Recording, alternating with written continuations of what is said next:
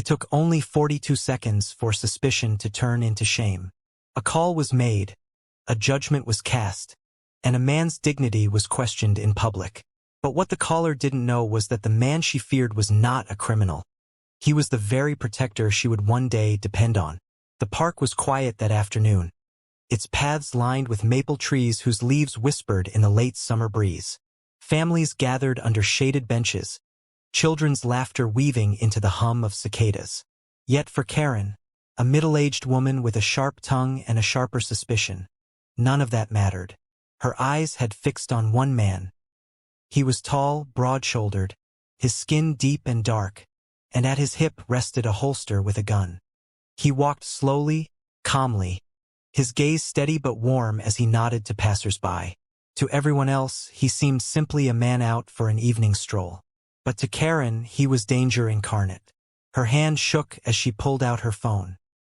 "Yes," she hissed into the receiver, her voice thick with urgency. "There's a black man here, armed, walking through the park. You'd better send someone quick before something happens."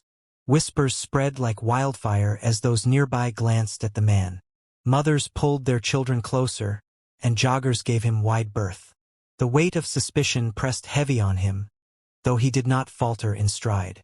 He had felt this before, this quiet blade of prejudice, cutting without words.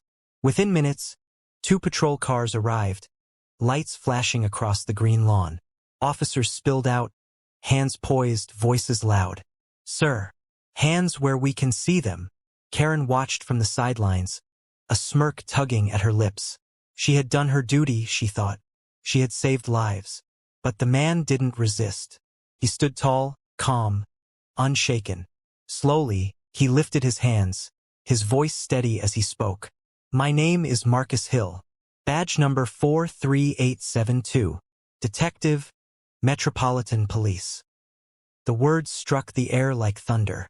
For a heartbeat, silence wrapped the park. Then one of the officers stepped forward, recognition dawning in his eyes. He reached into Marcus's jacket, pulling out a polished badge that gleamed under the afternoon sun. The transformation was instant.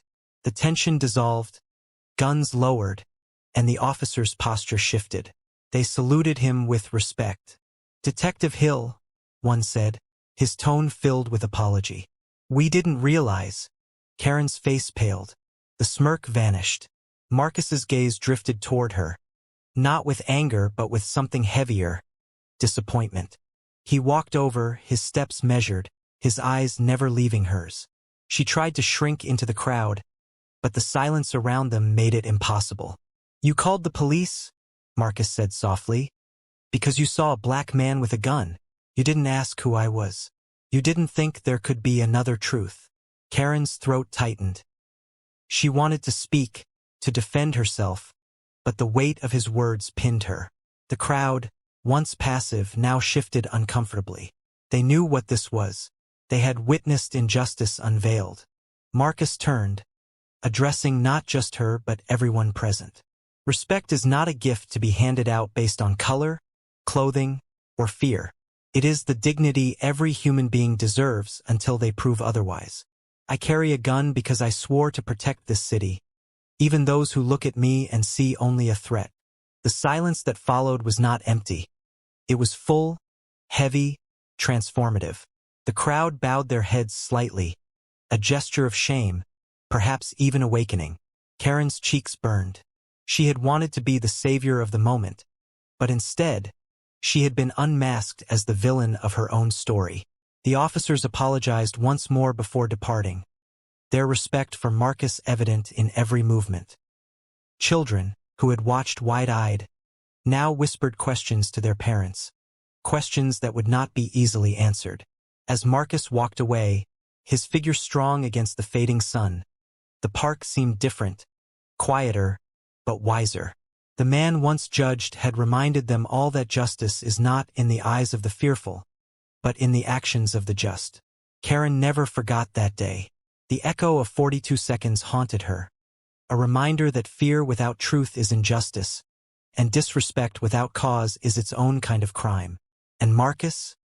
He carried on, as he always had, not with bitterness but with unshakable resolve. For he knew the battle he fought was larger than one woman's prejudice. It was a fight for every unseen man, every unheard voice, every unjust judgment waiting to be corrected. Because good must not only stand against evil, it must endure it, outlast it, and rise above it. What started as an act of fear became a lesson in respect. Marcus's calm dignity revealed that justice is not about power, but about truth. What do you think? Can courage and patience change a world blinded by prejudice?